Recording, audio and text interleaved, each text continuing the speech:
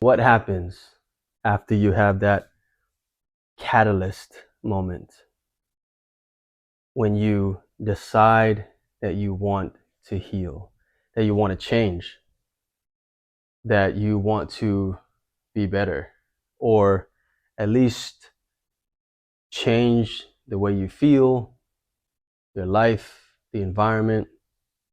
What happens? How does that feel like? In this episode, I'm going to do a deep dive about that.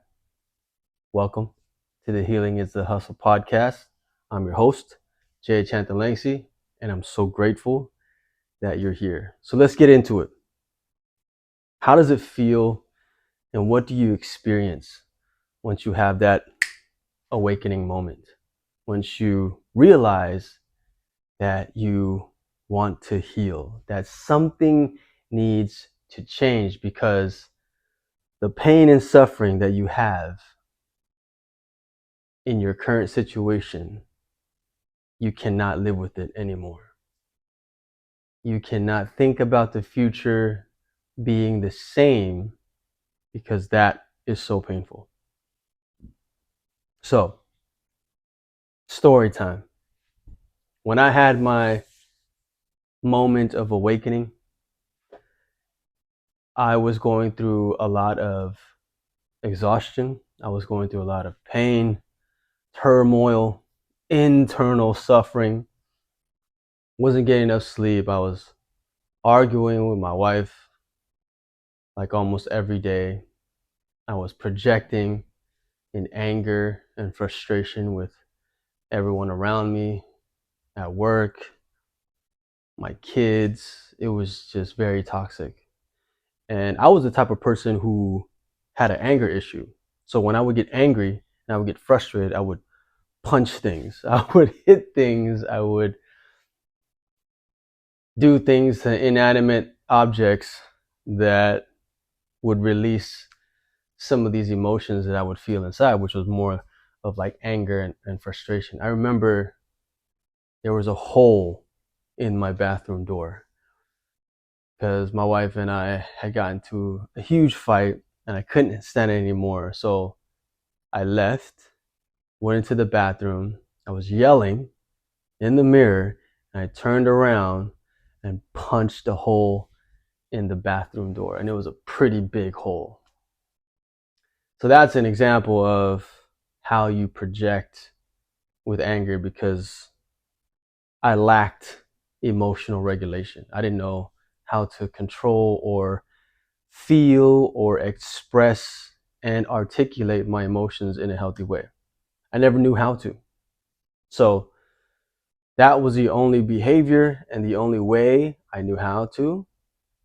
And on top of that, another way that I would cope with these strong emotions was to go silent.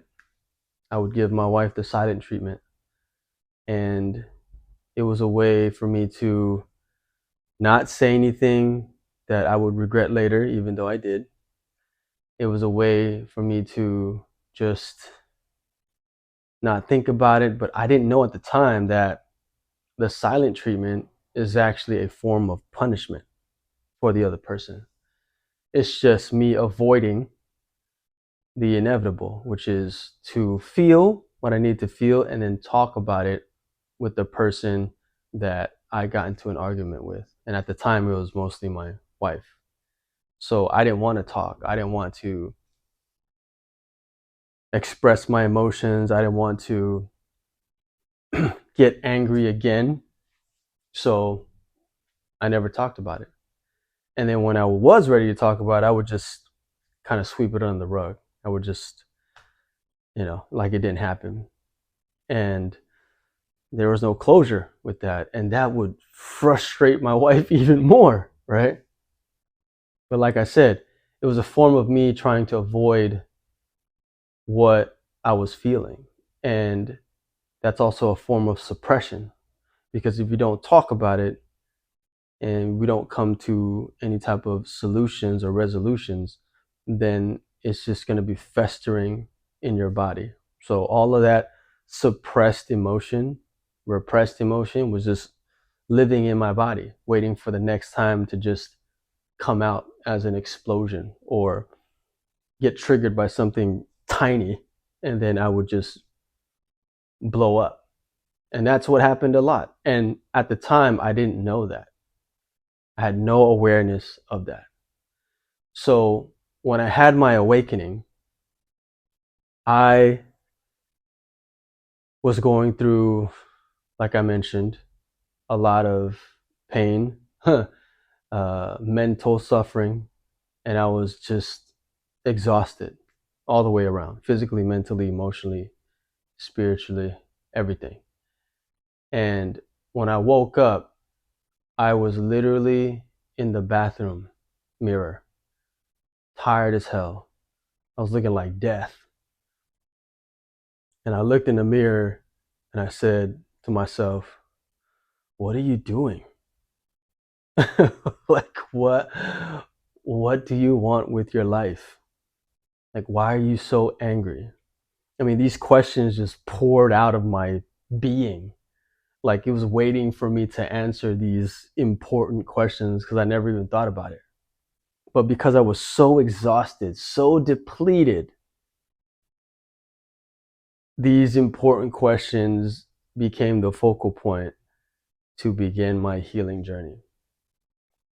And I never took the time to really think about them because I was so busy surviving, I was so busy suppressing, I was so busy getting angry, I was so busy trying to work and make ends meet and support my family and do all these things, right?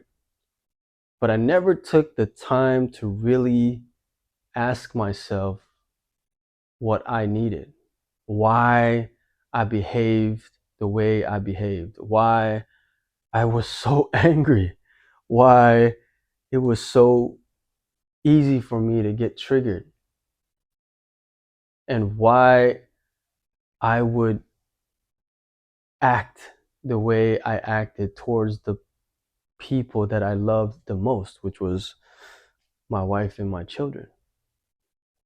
I didn't even know how to feel. And I didn't even know that. I wasn't even aware that I didn't know how to actually feel emotions. So I grew up in a household where I couldn't show any emotions. My father was a very strict man, and he ran his household like a monastery. So anytime I would show any type of emotions, he would stop me in my tracks and ridicule me, shame me, make me feel like shit, basically. And then I had to suck it up and move on. So I barely cried in front of him and I barely showed any type of emotion. So at a very young age, I was already suppressing my emotions. And as a child, that's not what you do, right? Of course, he was just trying to do his best. And for him, he didn't understand emotional regulation or emotional intelligence as well. So I can't blame him. But for many years, I did that all the way up until, my early 30s, mid 30s, until even after I had children. And so I was already seeing the patterns that I was repeating with my own children. But for some reason, that didn't wake me up to put me on this path of healing. It came after exhaustion. It came after being so tired of arguing and staying up and doing these things with my wife that kickstarted the path to healing for me. And so when I was in that bathroom and I was asking myself these questions, I had a moment of silence to myself, and it seemed like everything became silent. No sound, but just the thoughts in my mind. And I started to become curious. There was this spark of curiosity, which made me dive deeper and reflect deeper to the questions that I was asking myself. And like I mentioned before, I never was able to do that. And so once that spark of curiosity happened, it then continued to grow. More questions became more questions. And I was basically dissecting my whole life, right, in a matter of months. I was questioning my childhood. I was questioning my upbringing. I was questioning my parents. I was questioning my environment. I was questioning a lot of things. And because of that curiosity, it also catapulted me to learn and to digest all of this information from books, from podcasts, from speakers, from psychologists and therapists and all these people that I followed, Tony Robbins and um, Sean Stevenson. I mean, there were so many people that I followed and listened to. And with that much amount of information, I started to implement some of those things in my personal life at the moment. And I got a lot of answers. I got a lot of reasons of why I behaved the way I behaved. And that was the start of how I slowly, and when I say slowly changed my responses and my behaviors to every single moment and situation where I would be triggered or I would be reactive. I did a lot of meditation. I did a lot of energy healing. I did a lot of self-reflection. And there were days where it was very stressful for me because no matter what I did, I would still revert back to my old behavior. I would still become angry. I would still have problems trying to regulate my emotions. I didn't know what my nervous system was. There's a lot of things that I didn't know about. And so I had to learn all of that. I mean, I even had to learn how to sympathize and empathize with people. I didn't even know what those things meant. And my wife had to teach me what the word empathy even meant because it was not in my vocabulary. It was not in my realm of knowledge. And if someone were to cry in front of me, I would feel very uncomfortable. I wouldn't know what to do. And I realized that asking myself these questions because my daughter, my own flesh and blood, would be crying because something happened to her. And my first reaction would be to tell her to stop crying and tell her it's going to get better. Don't worry about it. Instead of consoling her, being with her, empathizing with her, asking her how she's doing. I didn't know any of that. I had to learn those protocols slowly. And it was very uncomfortable initially because it was so foreign to me. I had no idea what to do. And you might be looking at me like, what? That's a very humanistic thing to be able to do that. You're right. But coming from my upbringing and my childhood, I didn't know any of that. When I was a child and I was crying and hurting, I didn't get any of that. My father actually made it worse. He would sometimes even shame me even more and make it feel like it was my fault that I got hurt, but it was an accident. And so that messes with your internals. messes with your belief systems, and all of that conditioning creates these types of narratives in your mind. And what should be normal becomes your new norm. So not emoting, suppressing your emotion, and not understanding what empathy is was my new norm. So I couldn't behave like a normal human being when someone else was suffering, right? And so, like I mentioned, in the beginning, it was very frustrating. It was difficult. I had to overcome so many things in my own mind. I had to learn a lot of things, and it took slow, methodical steps to the point where even I would tell my wife, tell me exactly what you need me to do if you are feeling overwhelmed or you're crying, because I don't know how to act. I don't know what to say. I don't know how to respond. I freeze sometimes and then I go straight to solving the problem. And you told me many times that that's not what you need.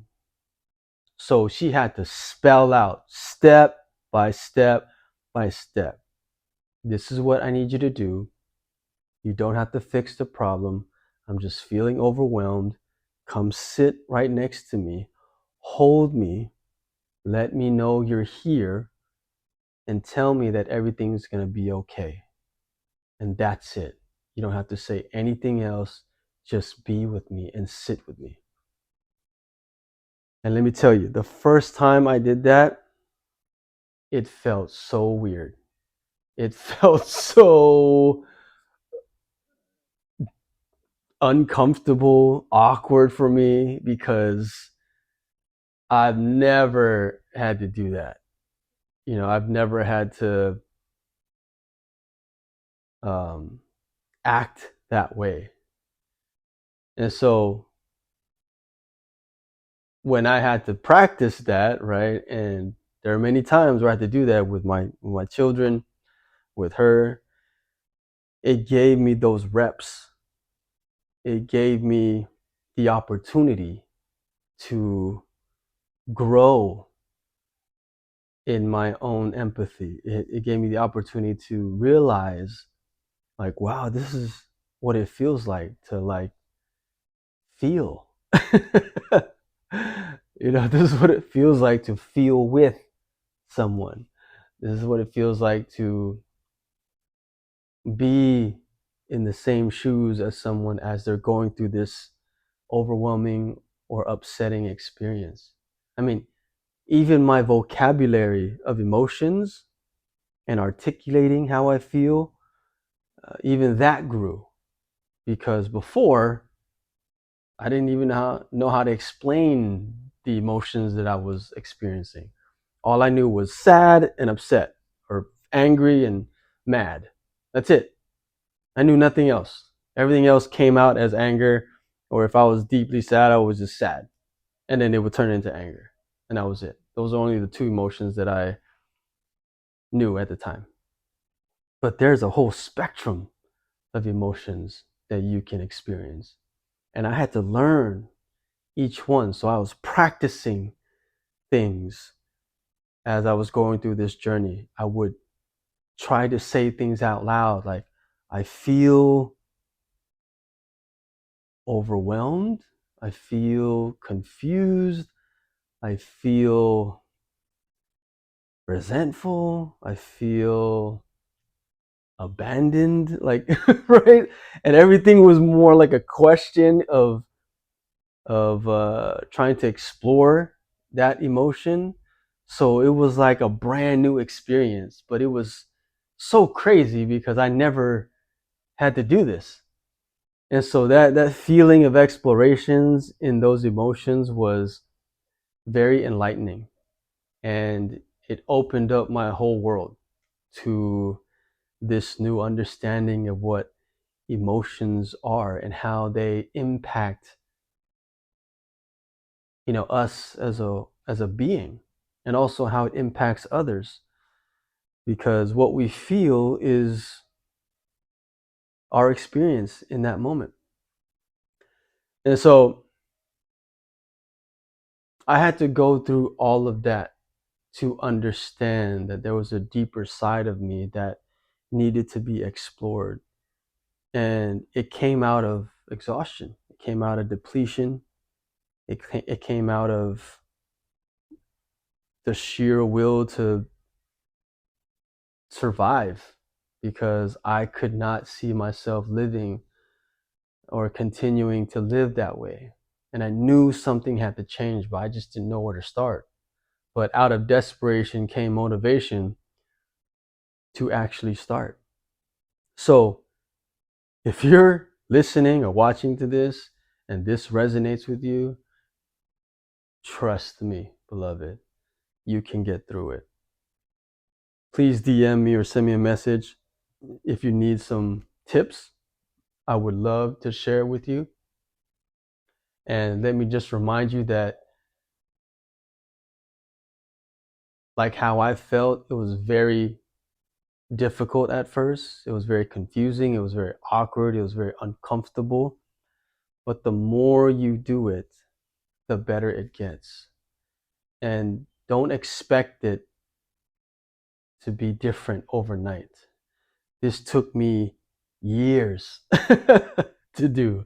And I still find myself in those moments. But now when I find myself in those moments, it's almost like a split second, because I'm able to have this awareness on how I can react.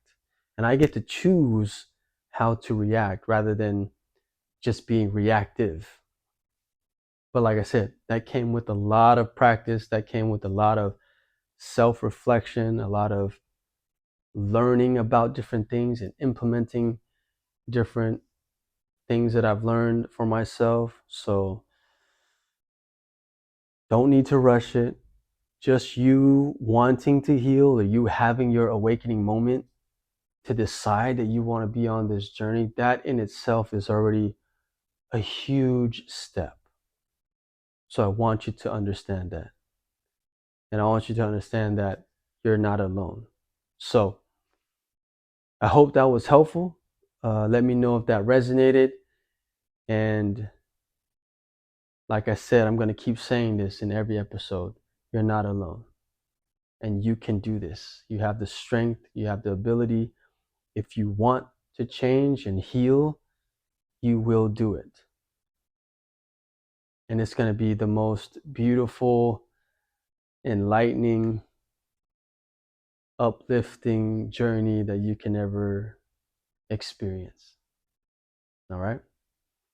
I will see you in the next episode. And once again, shout out to K Fresh Music for providing the opening, intro music, and outro music. The beat's called Keep Pushing. I love it. So go follow him on all socials, and don't forget to subscribe, tell a friend, and share this with someone that you love or someone that you think is going through a healing journey. And I will see you on the next episode.